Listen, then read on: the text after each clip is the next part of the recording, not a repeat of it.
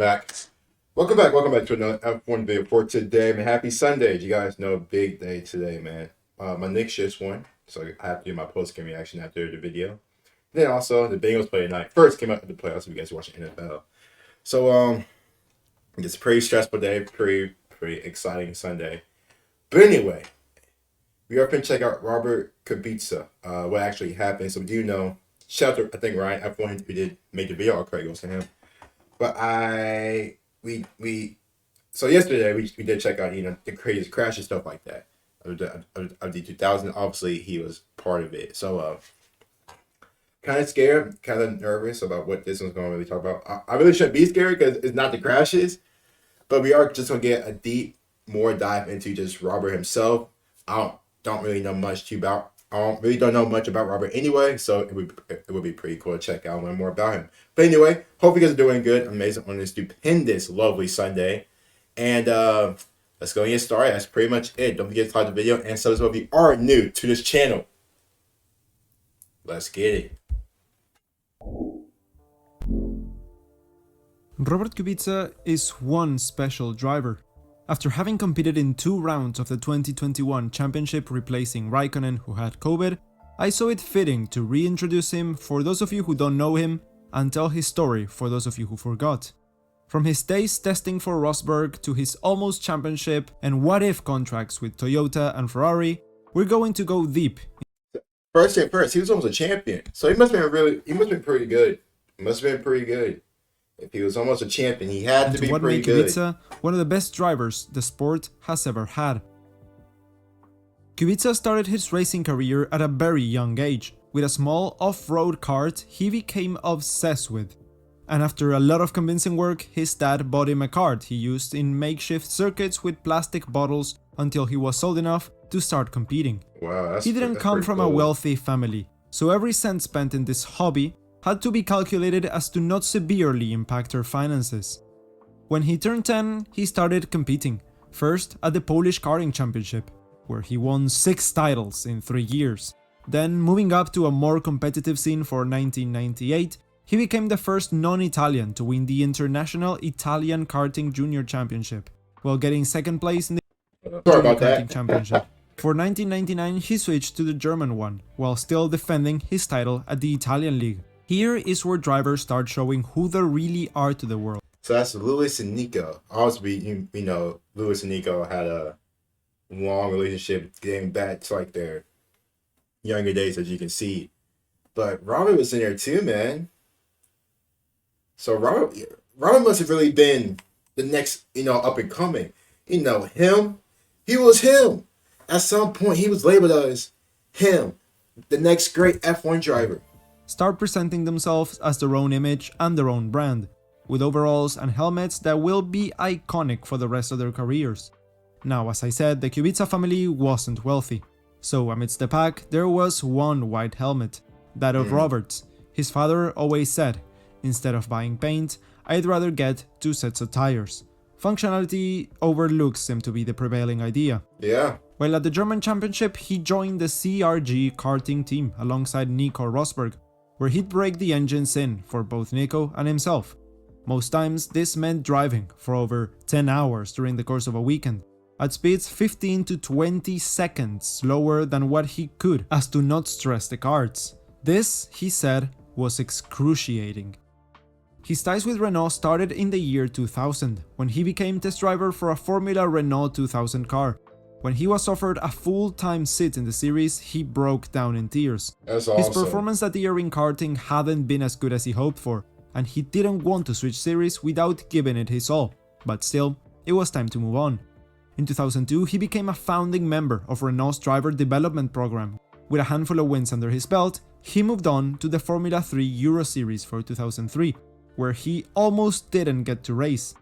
Before the season even started, he suffered a car accident back in Poland and broke his right arm. Ooh. He missed the first 3 rounds because, well, no doctor wanted to perform surgery on his arm for some reason. That's not Instead, good. undergoing a much longer and way more painful procedure in where he had weights dangle from his arms at specific angles for days at a time.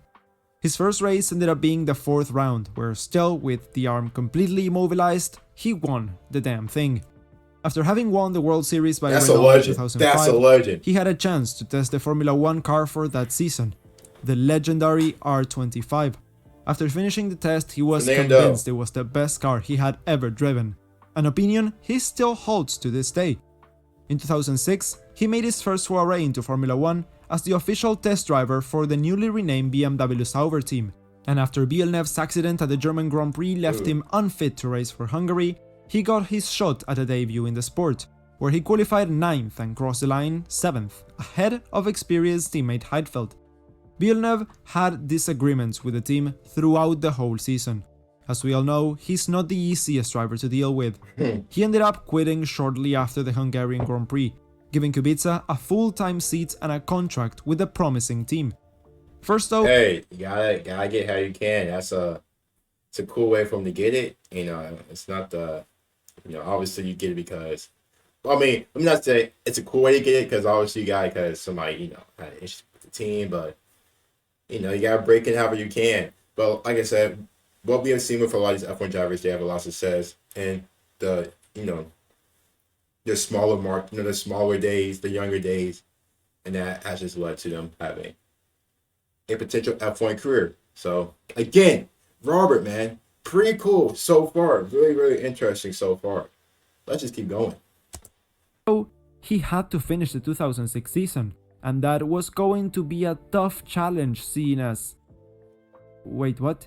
He got a podium on his third race ever? Okay. Robert finished his first full-time season 6th, right behind his teammate. That was also the year he had to skip the US Grand Prix, seeing as the previous event was Canada, where after touching with Trulli's Toyota, he lost his front wing and went full speed into the wall, leaving only a mangled mess of what used to be a car behind. Surprisingly, he escaped this accident unscathed. He attributed this to the HANS device, introduced in 2003. Briefly, the head and neck support device, or HANS device, attaches to the helmet and is held in place by tight harness and the upright driver itself. When in a collision, the inertia of the body will tighten the device around the chest and neck, latching onto the helmet and preventing it from moving forward too much and causing whiplash. The 2008 season was a big one. The car was faster and he just kept on getting better. His first pole position came courtesy of the Bahrain Grand Prix at just the 3rd round. That year, he would finish on the podium 7 times, one of those being a redemption-filled day at Canada, the circuit where he had crashed the year prior. And after that win, he placed himself first in the championship, with BMW Sauber trailing Ferrari by 3 points for top spot. From then on though, the pace and the overall team performance came steadily down. In a year they might have won the championship, BMW Sauber execs decided to slow down the pace of development to focus on the 2009 regulations. Kubica finished 4th in the overall standings, with BMW Sauber the 3rd best team. Okay, I am Cap. That kind of sucks that they had to do that just because of the new regulations I was going up for that year. Because he was driving extremely well. He got his 3rd race, he got a podium. He was winning races, and then he was in contention. The team was in contention to win the championship behind Ferrari. And then they had to unfortunately relax because of stupid FIA new regulations that was in place. That sucks. That is pretty unfortunate because now he's in 4th. 4th is still good, but from the season they were having, and then the expectations I feel, to possibly be a winner. It's unfortunate. At least, hopes were high for 2009, right? The 2009 season was one of the worst seasons for both Robert and the team, scoring only 4 times. A miraculous podium come Brazil was the only highlight of a season to forget for 6th place finishers BMW Sauber. Still, with all this disappointment, Kubica had no real overall expectations.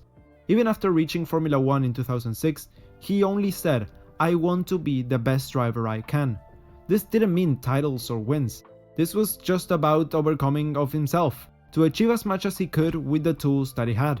That's why, after the 2009 season ended, he took up rallying as a way to not only gain experience, but control and improving reaction times to gain an advantage over the rest of the grid. That's pretty 2010 turned a new leaf with a Renault contract. He scored 2 podiums and finished 8th with 136 points, slotted between the Mercedes of Rosberg and Schumacher. Petrov on the second Renault seat finished 13th with 27 points. That is quite the contrast right there.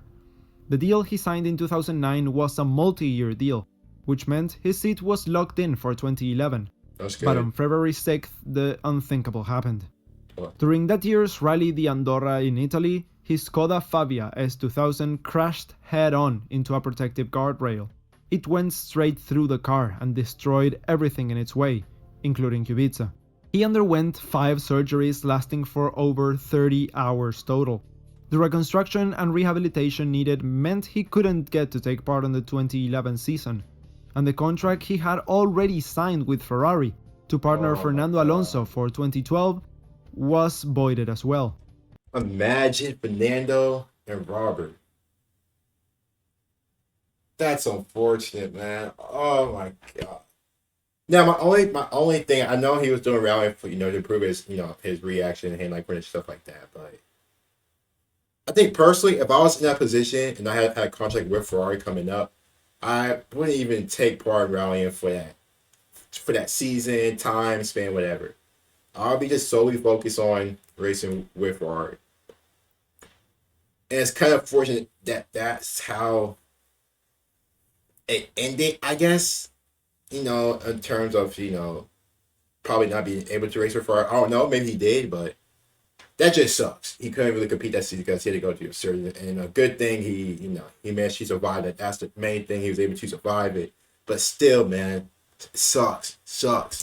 After being pretty much unable to race all of 2012, he started making his way up the motorsport ladder once again, with one aim in particular: he's still driving to get to Formula 1.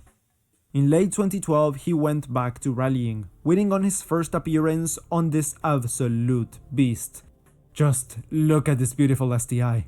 He took the title the next year when competing at the WRC2, and he rallied on and off until he made the move to the GT3 series, competing sporadically for 2 years on this beautiful SLS. He wouldn't give up though. The Pole made almost a full recovery and got back on a Formula 1 car come the 2017 Goodwood show with the Renault team, where he would be the test driver that season. For 2018, cool. He got hired by Williams to fill the same role, and in 2019, after having been faster as a test driver than both full-time Williams drivers Sirotkin and Stroll, he got promoted up to partner rookie and now Mercedes-bound driver George Russell, in a car that was by far the slowest car on the track. That's awesome. I don't care if that's the slowest car on the track. It is Williams, so we shouldn't be surprised about that. But that's still cool how he still managed to get to an F1 car. That's awesome. That's awesome. I thought he was just done after that. After that incident, I'm like, man, good. I'm very happy with that. Hey, shout out to my boy Robert, man. Shout out to my boy Robert. Still making moves. And in a soft German Grand Prix, scored the only point Williams would get in 2 years. That's what's up. Ever since he proved he could still drive, he's hung around in the paddock, returning to the team he won in from 2019 onwards, as Alfa Romeo test driver, while taking part in and winning the European Le Mans Series in 2020, and almost taking an LMP2 win at the 2021 24 Hours of Le Mans. My guy just races in anything. Stopped on the last lap while on the lead. And listen to this, it wasn't a failure, it had just switched off. As recent as the 2021 Dutch and Italian Grand Prix, we saw Robert replace Raikkonen as he was unfit to race due to COVID. On those performances, after not racing for almost 2 years, he just went in there and delivered. In Zandvoort, he didn't get to do the practice sessions, and with the second slowest car on the grid, put it in not last for qualifying, and managed to stand his ground come race day. In Italy, he finished the race right behind teammate Giovinazzi, ahead of both Williams, and that P15 finish means he's in front of Mazepin in the standings. Overall, I think we can be happy with that. With one of the most charismatic personalities, one of the most harrowing accidents, and one hell of a comeback story, Robert Kubica is sure to be a driver that not only won't be forgotten easily, but will go on to become one of F1's biggest what-ifs. What if he had gone to Ferrari? What if BMW didn't stop developing? What if the 2019 Williams was a more competitive car? No, that wasn't going to happen. To speculate, you can leave your answers in the comments down below. I think it's very, very interesting And where was Haas not? Why couldn't Haas bring my boy on for this season? You bring back Nico Hulkenberg? I ain't gonna cap. I like Nico. Cool dude. Good driver, solid driver. But man, why not give my boy Robert a chance? Him and K-Bag? This just got me wanting to see Robert more, man. This got me wanting to see Robert. Williams has Sargent Albon, so that's pretty much, what's gonna happen. But I think Haas, man. If Robert was if he was interested in racing F1 this season, I think Haas should have gave him a call, have some interest. But we'll see, man.